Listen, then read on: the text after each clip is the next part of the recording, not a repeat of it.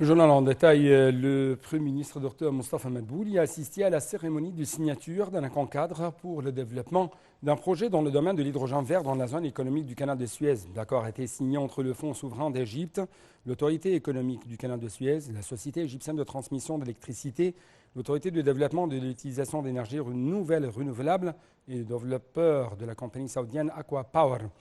La première phase de ce projet a une capacité de production allant jusqu'à 600 000 tonnes par an d'ammoniac vert, un investissement total de plus de 4 milliards de dollars.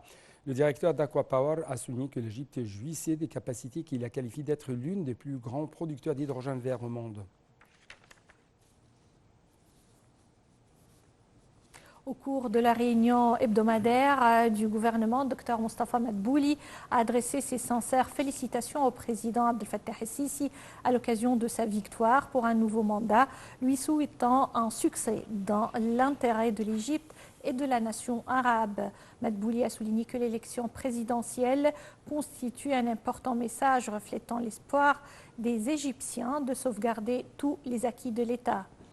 Pour sa part, le ministre de l'Irrigation et des Ressources hydrauliques, Dr Hani Soueilam, a annoncé l'échec du 4e série de négociations qui s'est tenue entre le 17 et le 19 décembre dans la capitale éthiopienne en raison du refus persistant de l'Éthiopie d'accepter toute solution de compromis technique ou juridique qui sauvegarderait les intérêts des trois pays.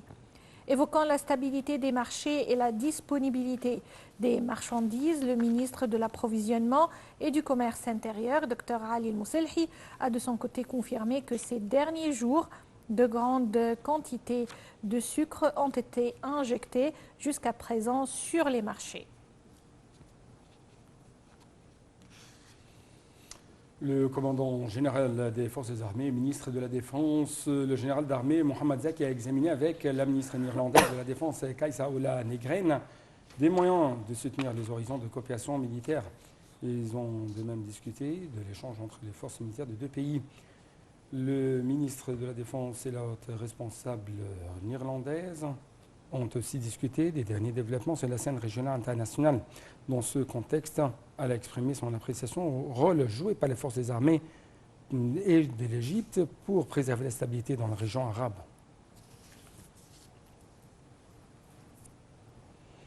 Le ministre des Affaires étrangères, Sameh Choukri, a de nouveau réitéré la plus haute importance d'un cessez-le-feu immédiat et durable dans la bande de Gaza et d'une garantie de l'accès plus durable des aides humanitaires à la bande de Gaza.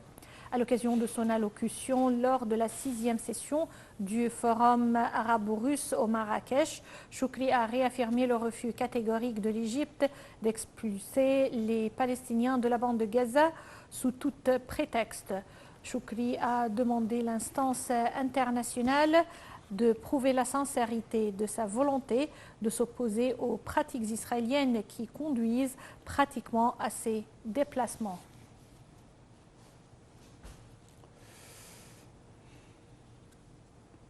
Et en marge de sa participation au forum russo-arabe, le chef de la diplomatie égyptienne Sameh Choukri s'est entretenu avec son homologue russe Sergei Lavrov. Au cours de l'entretien, M. Choukri a souligné la nécessité d'un cessez-le-feu immédiat dans la bande de Gaza et de laisser franchir les aides humanitaires à Gaza. M. Choukri a d'autre part souligné la nécessité d'aboutir à une solution pacifique de la cause palestinienne par la création d'un État palestinien ayant Jérusalem-Est pour capitale en vertu des résolutions internationales. De son côté, M. Lavrov a exprimé son appréciation en Égypte pour ses efforts visant à assurer un départ sécurisé des ressortissants russes à Gaza.